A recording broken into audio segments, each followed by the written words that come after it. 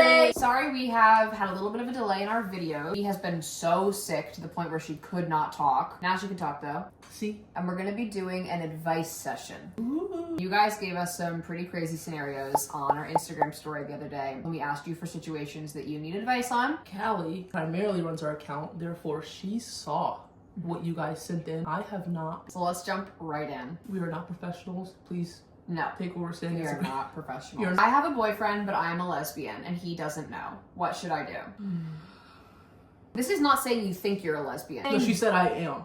Yeah. She said I. She said, I am a lesbian, so you have to break up with Yeah, your the words boyfriend. I am are pretty. It's not like you're saying, hey, I'm actually with a guy. We're in a relationship. We're dating. We're with like man and woman. And maybe I'm having these lingering thoughts about potentially like, because that's a different situation. Totally. This person is saying, I'm switching teams. I probably want to do that with the other gender. So The same gender. You have to be honest with your boyfriend. I mean, hopefully he's a good guy. And I mean, if you're with him, I assume he's a good guy. And you don't want to lead him on. should be understanding because it's not something that you can control. My girlfriend and I just broke up to try and better ourselves independently. Is it possible for us to get back together? Hot take. If you can't grow together, it's not the right person. You don't believe in sort of like ending it, breaking up, and then getting back together. And every relationship is different, so maybe this really is what was best for you, and this is no judgment to you or your girlfriend. But I have never had a relationship with DeeDee or in the past where the best choice has been to break up and grow independently with the hope of getting back together. It's the same.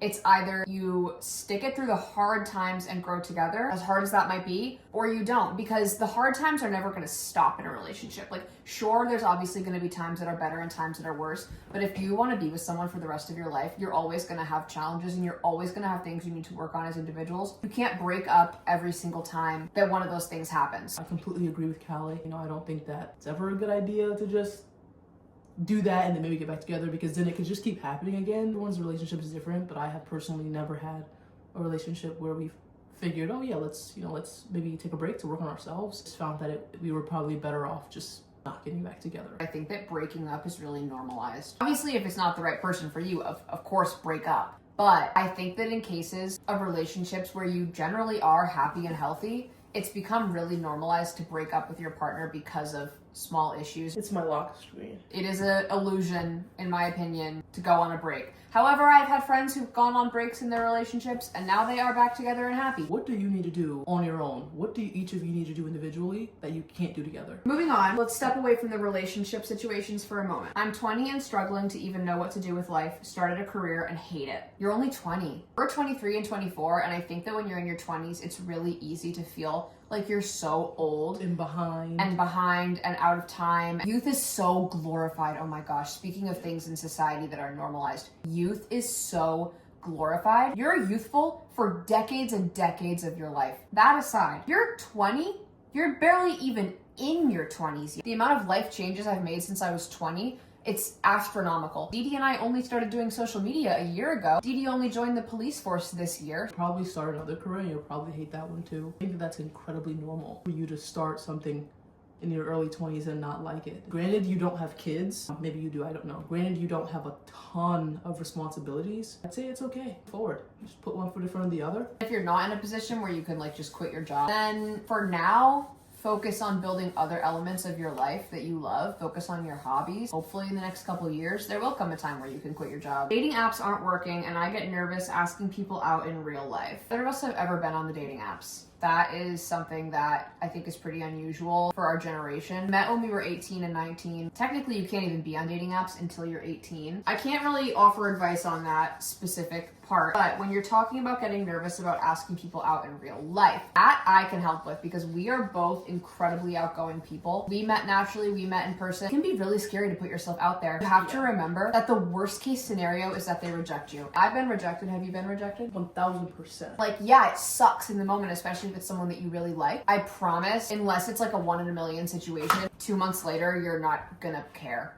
Also, maybe you can't see it now, and I didn't also after being rejected, but I cannot name a time that rejection has been a bad thing looking back on it. Maybe if you don't believe in a higher power, I don't know what you would call it, I don't know what you would chalk it up to, but I think rejection could just be more of a redirection thing. If that thing doesn't work out for you and you get rejected by someone, so be it. I thank God that I am no longer, around certain people. When I look back at the people who rejected me, I am so grateful that they said no. Fell in love with my friend's ex. I met her on a dating site around the same time I met my friend. I don't know what to do. Tale as old as time. You like your friend's ex. No matter how or when you met your friend, you have to really take into consideration and do some reflection. 1, what kind of friend do you want to be? 2, if that question doesn't answer it in itself, how important is this friend to you? I've been there. I made that mistake of not choosing the friend, and I have never regretted anything more. I can second that. I'm sure there is a situation out there where, maybe it's literally the love of your life. Like, truly, this is a once in a lifetime opportunity. But I think that's really, really rare. I don't think it's worth it. You guys asked for our advice. My advice on this topic is it's definitely not worth it. It's just a no. Is this person really worth it? If you sat back and thought about this person compared to the friendship that you have with this individual, like, is it really worth it for this new relationship that you have no idea what could potentially turn out to be versus this friendship that you have? Is the unknown worth that? Can't seem to get past the situationship stage. In parentheses, WLW. I'll start this one first. Okay. I don't like that word. I'll be quite honest. I don't like the word situationship. Here's why. As human beings, we are adaptable. As human beings, we are sharp. We know what we want. Being with Callie, when we first started dating, it was like, yeah, I like this girl. Man, I like her. What's next? So I just wanted to evolve and advance, and I think that's what she deserved. Don't like the word situationship because it's like sort of an undefined phase. How hard is it to want to take it to the next level with someone? Let me stop you for a second. I think that in a lot of cases in a situationship, there is one person who wants to take it to the next level. I don't think it's so simple as like, oh, we'll just take it to the next level. Okay. So then I think that's something that you've got to get on the same page with this person about. Maybe the advice is don't stay in situationships as long as you currently are. I mean, we don't know your situation, but only allow a situationship to be a situationship for a very short amount of time. We'd have to know more of what's going on, but my point still stands. We have 2 takes here. If you can't get past it because you emotionally can't commit, then that's something that you need to work on in yourself. But if this is a situation of like you can't get past the situationship stage because of modern dating culture and you can't get anyone else to commit, maybe it has to do with, the kind of people you're letting into your life. Maybe it has to do with people deceiving you. Make sure you're picking the right people. Make sure you're picking people who are emotionally available. Show them what you're drawing. It's just Valentine's Day, so I'm in a heart theme. Best of luck with that situation. I have a girl in my class I like, but I don't know if she's for the girls. What do I do? You go for it. I was once a girl in a class who liked another girl in my class, and I didn't know if she was into girls, and look what you're watching. Honestly, enough said. Just go for it. Maybe one day we'll be watching your videos. Okay, next up. Totally different vibe. Nursing school is making me feel so drained. Oh, that's fair. I mean, neither of us have ever been to nursing school, but we have been to school, and any kind of school can make you feel drained. Nursing school, I can't even imagine. I think we have both been in situations though where DeeDee and I have had arguably too much on our plate, whether that be school, basketball, work, police academy, dance, my mom being sick, taking care of my mom, taking care of the house. This too shall pass. My mom used to say to me, this too shall pass. Everything in your life is a phase. And that's good and bad because that means the stressful parts are a phase, but it also means the good parts are a phase. You have this goal for a reason. There's a reason why you chose nursing school. We don't know that reason, but you do. So I would try my best to cling on to that. When I was going through the police academy, it was 100% HE double hockey sticks. I was getting up at 3:50 or 4 a.m. every day. I was driving an hour to the academy. And before that, I went through 6 years of college. I get it. The reason why you got to the point that you're at now to be able to be in nursing school. Hang on to that if you can, and if you really hate it, then let it go. How do I help a friend who is grieving? Bring them food.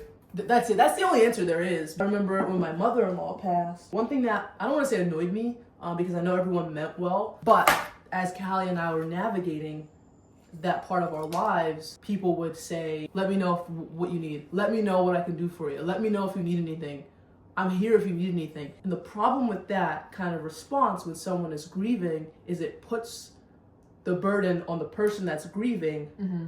It puts it on them and it makes them have to reach back out to you. They're grieving. They're probably in the middle of a whirlwind of emotions. So again, there's nothing wrong with that response. It's just something that I noted that I was feeling sort of like, oh, all these people are saying, you know, let me know if you need something, which is great, but I don't know what I need. And don't stay away. Don't stay away just because you're afraid that you might do the wrong thing. I just got into my dream school, but my cheating ex-girlfriend is going there too. Help. Even more reason to go there, because then you can be so successful in their face. Thrive. Just thrive. Blossom like the beautiful flower I'm sure you are. Don't worry about them. Just put them out of your mind if you can. We're gonna stop there. Honestly, we have a lot more responses that you guys gave us, so if you want part 2, we have already more than enough material to do a part 2. Hopefully this advice was helpful, even if you weren't the one who submitted the question. If you're not following us on Instagram, head over and do that, because we are pretty active on there. We post in there almost every day, and we're constantly asking questions on our story. And we'll see you in the next one. See you in the next one!